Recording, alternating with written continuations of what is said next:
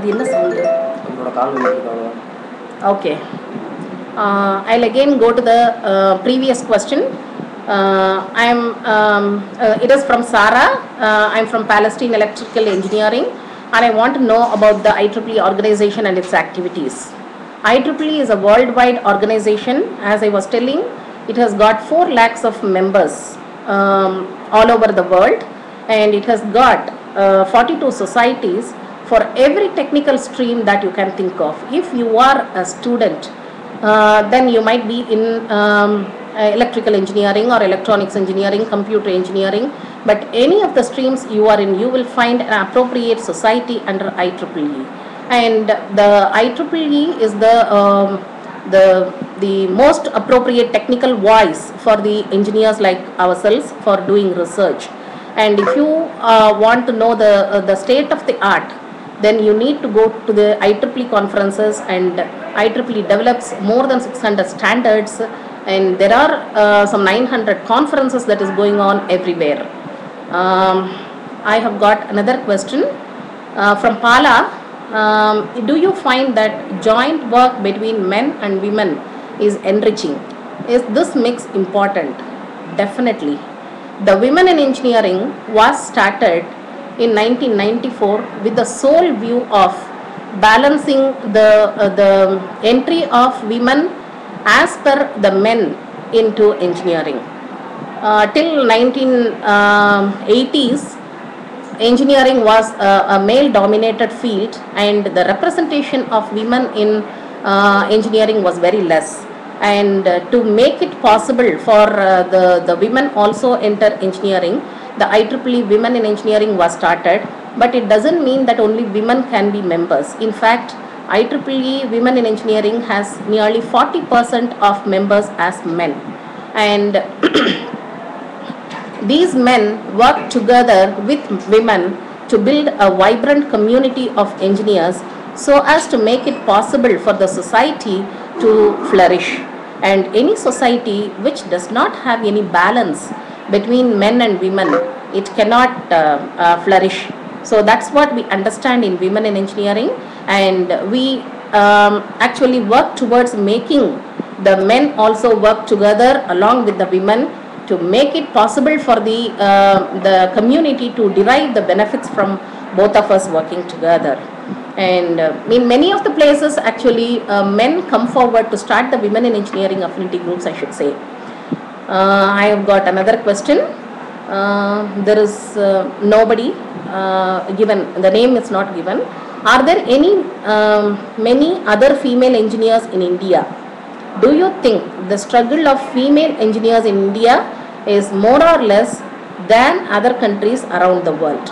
Okay. I would like to answer these in 2 different steps. The first question is, are there many other female engineers in India? Yes.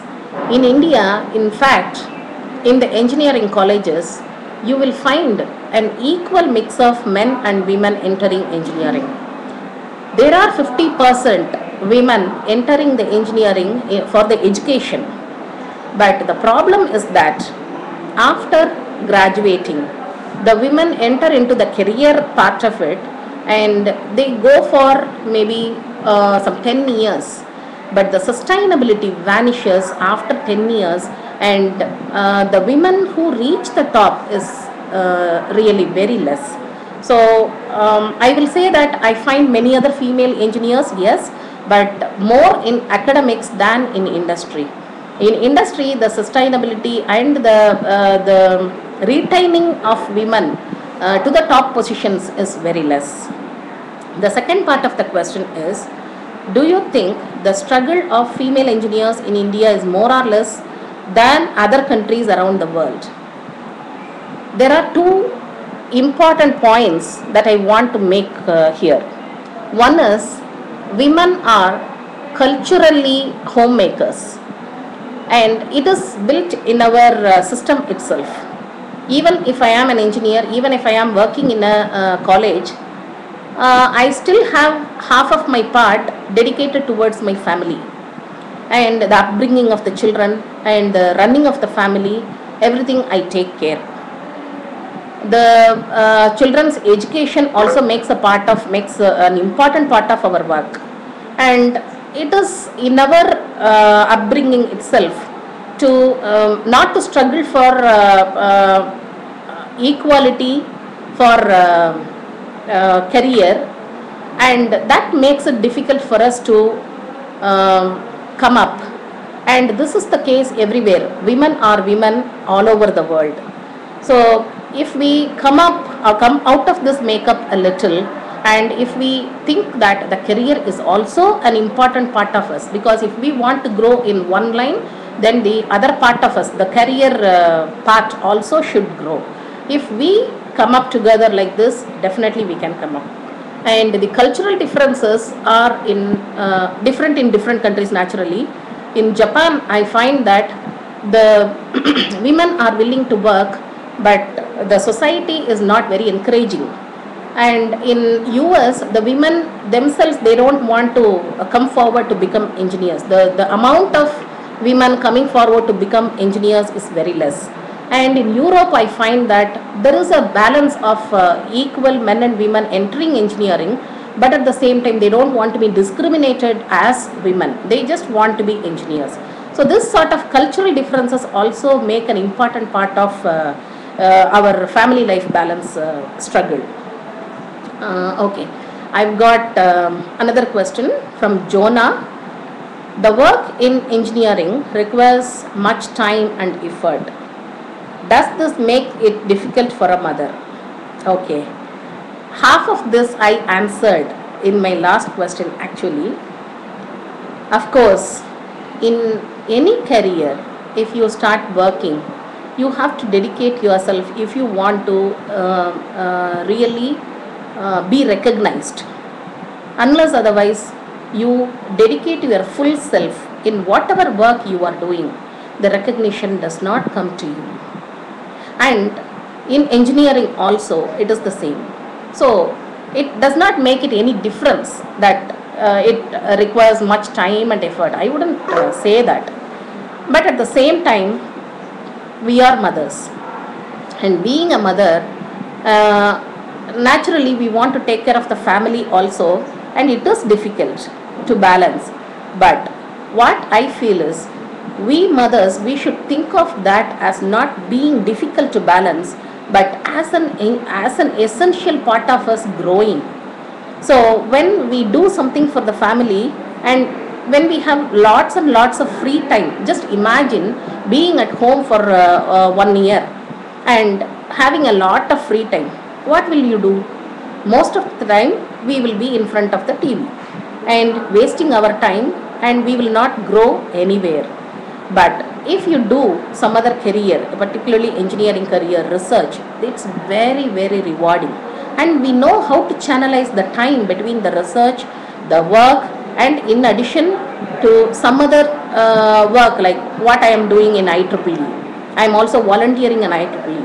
So when I volunteer for these things, I always balance my work as a mother, as a teacher, and also as an IEEE volunteer.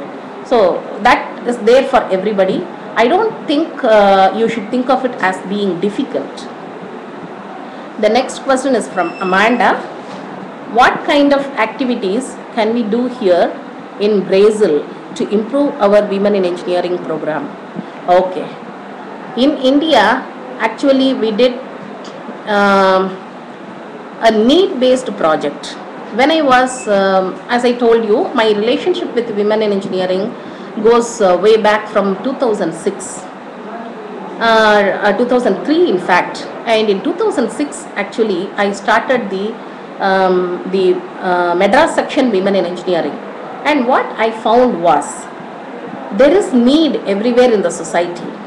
And as engineers, we are supposed to find engineering solutions for any of the needs. And if we are not able to find it, nobody can find it. That's what my belief is. So what we did was, I introduced a project called Sangamam. And this Sangamam project actually makes the needs to be met by the technology transfer. It is also called technology transfer to rural areas. So we have so much of rural areas in India, and of course the technology necessity in these rural areas is much high. Like even the basic education and basic electricity is not available in many of the places. And we dedicate our time to provide whatever is possible with our work and effort. And these are the need based work that you can do. Particularly, for example, I can tell you, in India we have a tribal village where there was no electricity, and we found out that it is only for 15 houses, and why can't we do this electrification of the village? And the students nearby to that area, they came forward to work for it, and they learnt wiring themselves, and they did the wiring of the houses completely by themselves, and we got the electricity for them, and now the village is enjoying electricity. So this is what we should do. Like, we have to identify the needs in Brazil. Actually, I haven't been to Brazil, so I don't know what the need is going to be, but I would like you to go to the field and identify, have a survey, have a questionnaire, and ask the people what they need, whether they need electricity, basic education, or in some places computer literacy may be introduced. All these things we can do. And from women in engineering, if it goes naturally, that also is a recognition for the volunteers too. Okay, I have got another question from John. What class outside of engineering and math that you were taught in school do you think has helped you the most in your career?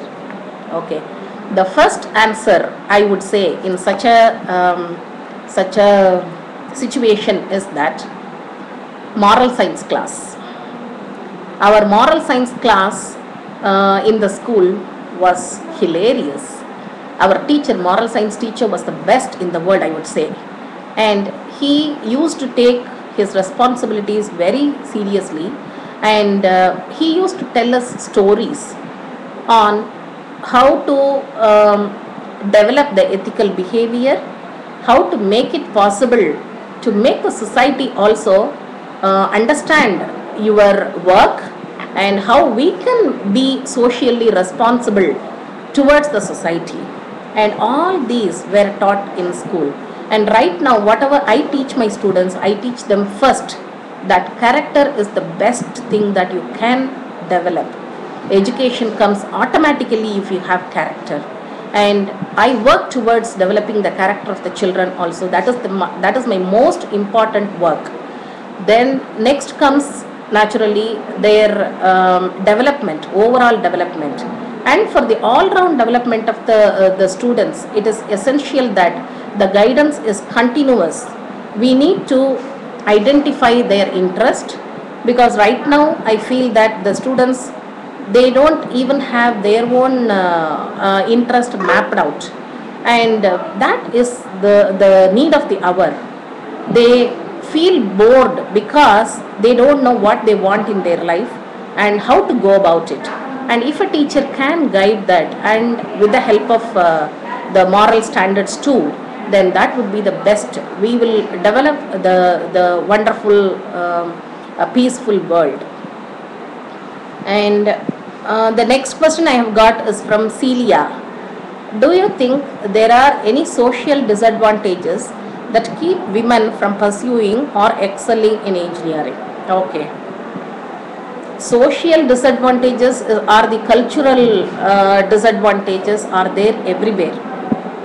You cannot be without any the cultural disadvantage in any of the country you are in, and it differs from country to country. In India, for example, it is different in North India, South India, East India, West India. But wherever we are bound by the societal rules, and these societal rules we should also go along. We should not fight. That is my first advice. Go along with the societal rules and develop yourself with the societal rules. It is possible to have yourself recognized by the society too, if you make them understand that You are not trying to break their rules, you are only trying to help them. So these social disadvantages, I don't think that keeps women from pursuing or excelling in engineering. Maybe for some time, particularly the poor parents may not be able to afford a study of engineering for some women children, and some of the parents actually think it is not necessary for women to have a career at all, and those women can develop themselves maybe after they come up in life, maybe after 20 years or something. It is still possible to pursue engineering if you are really passionate about it. So everywhere only the passion counts, and if the passion is really high enough, you may be able to convince the parents also that it is very much to your advantage and also the advantage of the family that you can pursue a career. And definitely excelling in engineering takes only dedication and hard work. And of course we women always think that having a family and having a social life, that is also important, that impediments your growth in your career. But I wouldn't say that. That actually helps you grow. When you realize the responsibility of raising the children, of running the family, and if you excel in that, that motivates you to do it in the workplace also, and the career also can work towards the family. See, both are interrelated. There is no point in thinking that as a compartmentalized work. They are together. We work for the family, and the family, if it flourishes, then your career also is going to flourish. So it is interlinked. I never think that the social disadvantages will stop me from coming up. I am an example. I come from a very rural community. I was the first girl to become an engineer in my community against all odds. As I told you, though my parents supported me, I was ostracized by the whole of the community. But still I came up. Some of the things you may have to just leave it as it is and then pursue your passion. That is what you should do. I've got another question from Das. How can I master C programming? Have you had to master programming? Okay. Yes, I had to. When I studied in 1980s, when the programming languages were Fortran and Basic, and naturally the COBOL next came, and C also came next. And when I think none of the languages are different as long as you know how to break down a problem, analyze it, and bring out the actual steps of the algorithm. The syntax is different for different languages, but you can learn the syntax by doing 2 or 3 programs. But your skill actually lies in breaking down the problem, identifying the way to solve it, and solving it. And maybe some cosmetic applications will be necessary, like reducing the time of your programming, all those things. But everything comes with practice. The first thing, if you want to master in programming, I wouldn't say it is C programming, any programming. The first thing you should think of it is pictorial representation of the problem, if possible. Have it broken down into steps and make a flow chart. The flow chart is the best way to master any programming language. I have found that whether it is C programming or microprocessor programming, any programming, my first thing is that I write down the algorithm, try to visualize what the flow is going to be, or I do the flow chart, whatever it is. And finally, the programming language can apply for each of these as and when you need, like C programming or microprocessor programming. It is machine independent. Just think about breaking down the problem and understanding the analysis of the problem. That is better. I've got another question. What engineers were your role models? Which engineer have you always respected? Oh, great. There are so many role models in my career because I should say I have mastered so many facets of my life. My mother is an engineer, not in degree, but in household work. She knows how to manage the time, how to manage the money, and how to manage us, the children. So, in that, I would say she is the first engineer I admired. She is a role model for me. She never wastes a single minute of her time. She will be thinking of what will be the next work, what will be the next work. Even if she doesn't like go to work or have a career of her own, she is capable of running the family, and yes, of course, she is also capable of earning money. She used to do so many entrepreneurship works like tailoring, then managing a poultry farm. Like that, she was able to do. She did not even pass fifth standard. So when she is able to do so much, why can't we engineers who have been educated so much with so much of cost to society? I feel that we can definitely come up. So she is my first role model. And apart from that, in every wake of my life, whenever I do something different, I think of Vivekananda, Swami Vivekananda, who always says, if you have a passion, go towards it, think it, eat it, sleep it, live it, and definitely you will be able to achieve it. So he was my role model. And both of these people were not engineers in degree or career.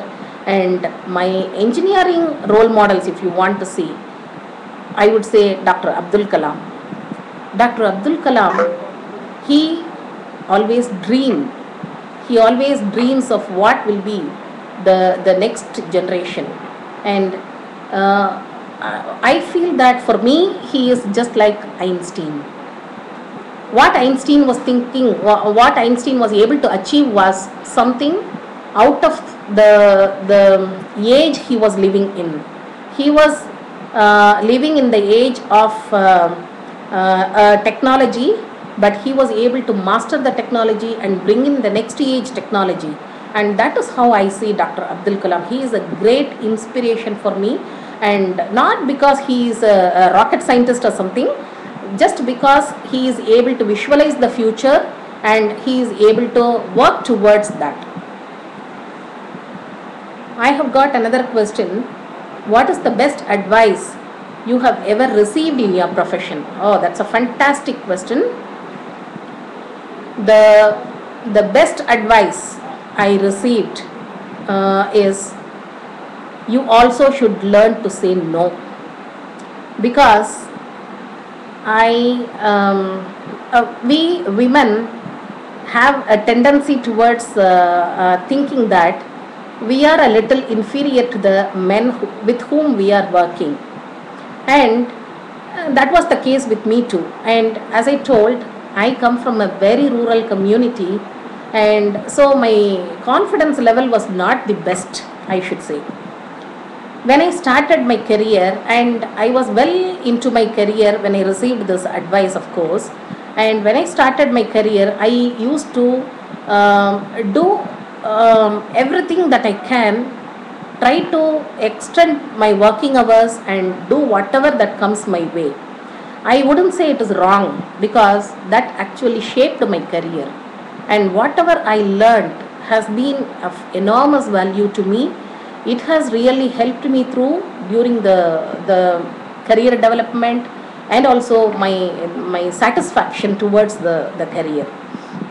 So I wouldn't say that is wrong, but at the same time I used to I used to receive all the work that is possible, and my health was waning. And at one point of time, one of my superiors, he told me, you should also learn to say no. you are accepting the work from everybody because you think that the peers will think that they will not, you cannot match the work that is done by the men in your department. It is not so. You will be respected for what you are doing and not for comparing with the others, what others are doing. So I feel that advice should be followed by every woman. This sort of inferiority complex we always have, that is always there, because like we are dubbed as weaker sex, and we also think that we are weaker sex, but it is not so. Mentally we are the strongest sex, and I feel that we should also try to respect ourselves. We should also know our worth, and so that is the best advice I received.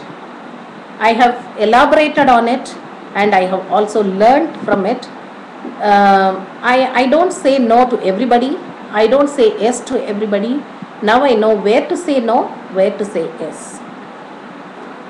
I've got another interesting question from Anna. How often do you visit other universities to talk to students about your experience in engineering? How can you visit us? I'm not sure about where you are. So for the second part of the question, I will answer later. The first part, how often do you visit other universities to talk to students? Okay.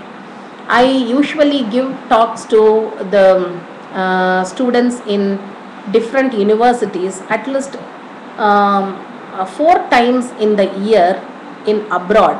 That is, I gave a talk in University of Central Florida in February, then in Orlando in May, then in July I gave it in Spain, and I have another assignment coming up in December. So at least 4 or 5 times when I go abroad, I also visit the universities there. I love seeing the students, and I like visiting the laboratories. So I go visit there and talk with the students at least 4 or 5 times. But apart from this, in India, I visit at least 2 or 3 times in different universities in India every month. So which makes it around 20 to 25 talks I give every year within India. Outside India, it is 4 to 5. How can you visit us? Anna, I would like to know where you are. I am not sure whether you are in India or whether you are in another country. So if you are in another country, then I will have to plan it in such a way that if I am visiting there, I will definitely come to your university and reach out to you and meet your students.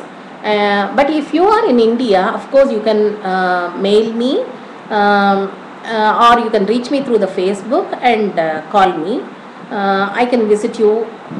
We can plan it in such a way that it doesn't hinder my work here, and at the same time it will also be useful to your students. I am ready to reach out to you anytime. You can mail me at Ramalatha.Marimuthu at Ramalatha_Marimuthu at IEEE.org. It is my name fully. Ramalatha_Marimuthu at IEEE.org. You can mail me. I will definitely reply you. I have got another question. Have you ever seen any direct examples of women who were discriminated at their job? I am a walking example. In my earlier stages, I should say. Not now, of course. In those days, even in teaching, the discrimination was there. But I feel that the discrimination actually depends on the individuals. So if an individual peer or an executive, he is more discriminated towards the men working, then it is necessary for us to fight back. And I did. When I was working in a rural college, I was working as the professor in a department, and I was tenured to become the head of the department automatically. So I was done. I was made the head of the department, and naturally some other professor who was a man, but at the same time he did not have less experience, but he was in the college, in that particular college he had more experience than me. So he approached the authorities, and we had a I was discriminated as women, and I was made to step out of this professorship, and he was made the head of the department. Naturally I fought back. I said I'm resigning, and after 6 months actually they found that his abilities as the leader was not that good, so they begged me to again take up. So it is there everywhere. It depends on the individuals and if you can fight back, yes, do it. I've got another question from Rudra. Is the technical acumen of engineering students on the decline with software to help them on every step? Wonderful question. Yes, I feel that this is the need of the hour. Actually, the students are supposed to understand their abilities and their responsibilities. They have to realize. The students nowadays are made to learn from the book. It's not, I wouldn't say learn. They study from the book and they write the examination. They don't really learn. So learning and studying are two different identities, and if the students are trained only for studying, we are creating a group of people who will not be able to do any engineering, but who will be engineering degree holders. And that is what I am trying to fight here. And luckily I find that the students also are bored with the current education system. They also actually want to learn, and the technical acumen, I would say, that is how we train them. See, the technical acumen of the students is to be polished and trained, and from the school education, if they are trained to mug up the subjects. The subjects like physics, chemistry, mathematics are beautiful subjects where you can do and learn. If they are given more practical orientation, and if they are trained to do something and make mistakes and learn from them, then definitely the technical acumen can be polished from there itself. But the tools that they are using, the students are really good with the tools. The first time you create any electronic gadget, mobile phones, tablets, iPads, iPods, anything, you produce it to the students, they will be the first to learn each and everything. They understand the technology wonderfully.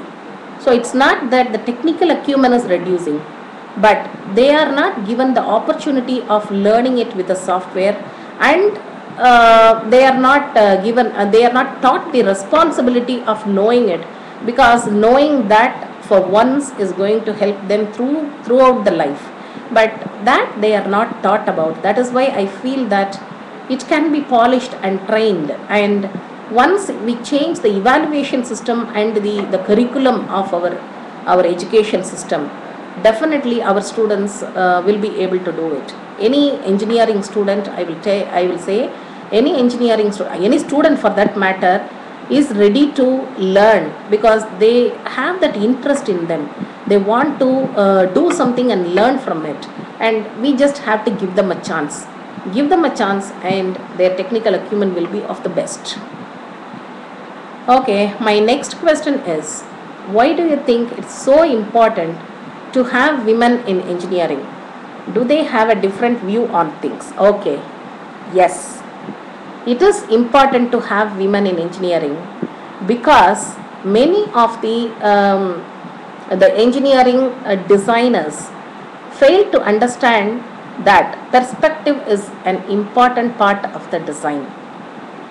Imagine a person is designing something for the kitchen, and if the man has not worked in the kitchen for any time, definitely they will not be able to understand.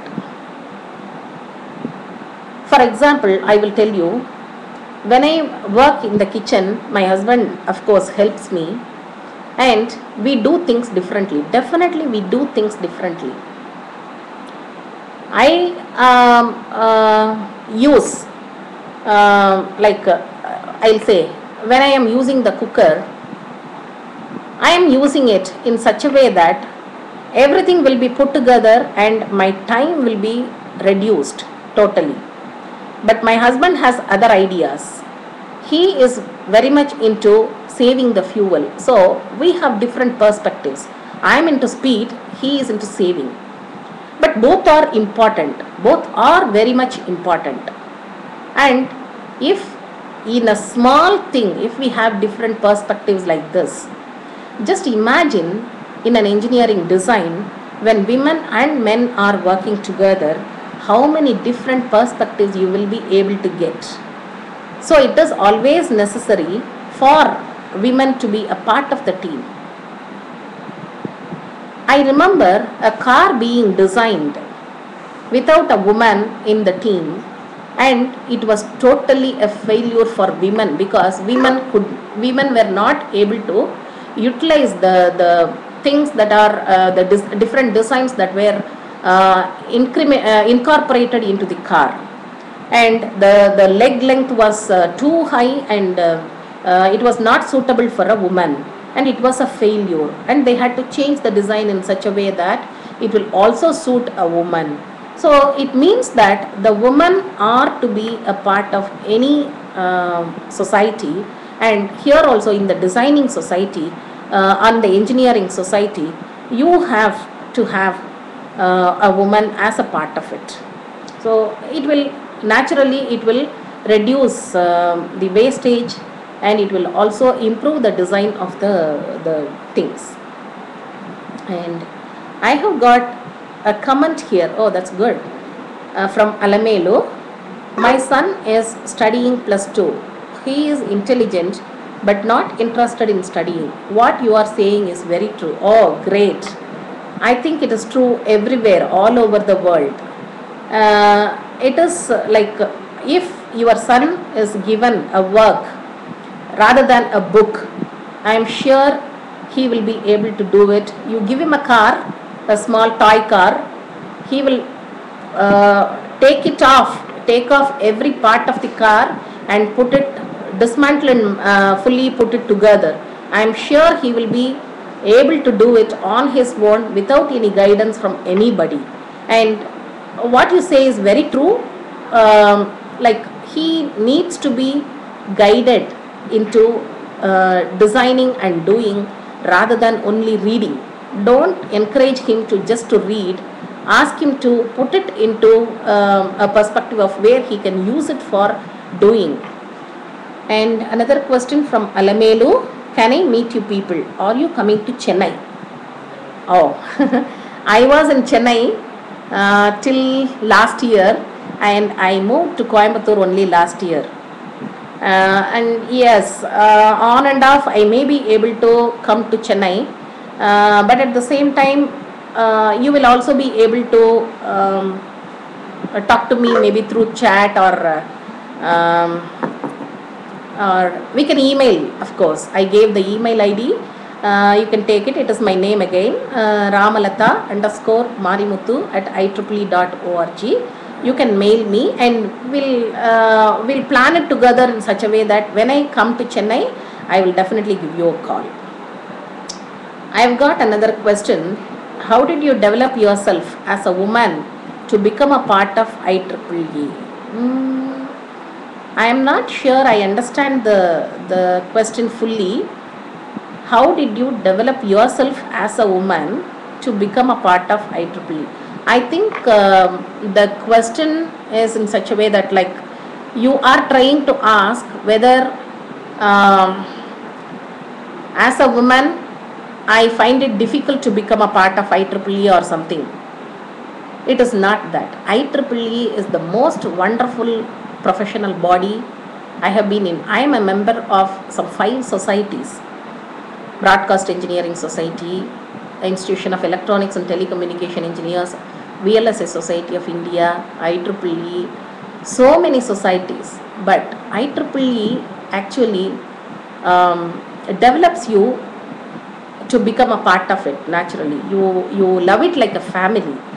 For me, IEEE is a source of positive energy, and particularly women in engineering is like a family to me. Every one of the committee members, every one of the person I meet in IEEE or women in engineering, they have been very helpful to me. They have been very much in modeling myself and in developing myself actually. Oh, there is a follow-up to that question. How does IEEE help you as a woman? Oh, that's wonderful. As I said, the IEEE actually understood the necessity of bringing women into the underrepresented society of engineers and make it possible for the women also take part in engineering career. That is why women in engineering was born. And naturally, when I attend the women in engineering meetings or when I go for any conferences, we come together and we chat. I get so many ideas for my research, for my projects, and of course for my IEEE also. And the recognition that comes out of IEEE is enormous. Recently, I was awarded the Anita Borg Institute Change Agent Award, and this was given. This is a prestigious award given by Anita Borg Institute, and this is given to only 3 people in the world for effecting change in the community through their work. And I was awarded it for my work through women in engineering. I worked for the rural women, the special children, and also the children's education, and that was possible only because I was a part of this women in engineering forum, and so many people come together to help me. It is impossible for me to do it alone. I will not be able to measure up to the expectations of the people, but when you have a team, when you have so many people to help you, it will be definitely possible for you to come up in life. And as a woman, I have actually felt a communal feeling with the women in engineering and IEEE, and every one of the IEEE persons I have met, they have been very helpful. They are it is a source of positive energy for me to develop, and as a woman I have definitely benefited from IEEE, I will say. I have got another question. What words of advice can you give to young female engineers? I tell you, nobody likes advices, and particularly young people, they don't like advices. So I don't want to give any advice, but of course I can give suggestions. The young female engineers, they need to have a proper focus on their life. I mean the career as well as their family, of course. Both are important, as I said, and one complements the other. You cannot have one without the other. So the young female engineers should understand the worth of the career to develop themselves, and the family to recognize themselves. And they have to make it in such a way, they have to mature, they have to make the others also understand their feelings, and they have to know their worth. They should not go out of the way to be very subservient, but at the same time they should not be arrogant also. Confidence and arrogance they are related, and they are differentiated only by a thin line. So please remember that you are still females, and you have the power in your hands to change the world, and go for it. Have the passion. And now I have time for 2 more questions. So I will elaborate on my research right now, because my next question actually asks for how do you think society can help attract females to engineering professions. This is on my work I have done under women in engineering, and also a little on the research of it. The society is what we make, and if we want to help attract females to engineering professions, we definitely need some role models. We need people who have reached the top through their professions and through their hard work and dedication. And of course, people who have also gone through all sorts of experiences, good as well as bad experiences. Nobody is perfect and nobody is always happy, but in spite of being unhappy at times, it is possible to reach the top. So we need to select those role models who have reached the top in spite of the problems they have faced, and we need to make them known to the children. That is more important. There are role models and there are children. The only thing is we have to be the facilitators for bringing them together. The society has to understand the worth of the role models and also the worth of the children as the future country makers. They are going to be the lawmakers, they are going to be the futures of the countries, and they are to be educated definitely, and these role models will definitely help. So identify the role models first and take them to the children, so that more females will be attracted to engineering professions. I used to work with the Lions Club International on career guidance process. I used to go to the girls' schools and explain about engineering, and this definitely helped many of the females to focus on their future. I've got one last question. What do you think are the technology focuses of next year? Okay, the technology focuses of next year, I wouldn't say next year, in future, is definitely going to be the focus for society. Like whatever technology we develop, that should be developed with the help of with the focus of helping the society, humanity, and any technology that is focused for this will be definitely welcomed by the people. In fact, I know many people who are working on such technologies, and this particular technology is called assistive technology. So for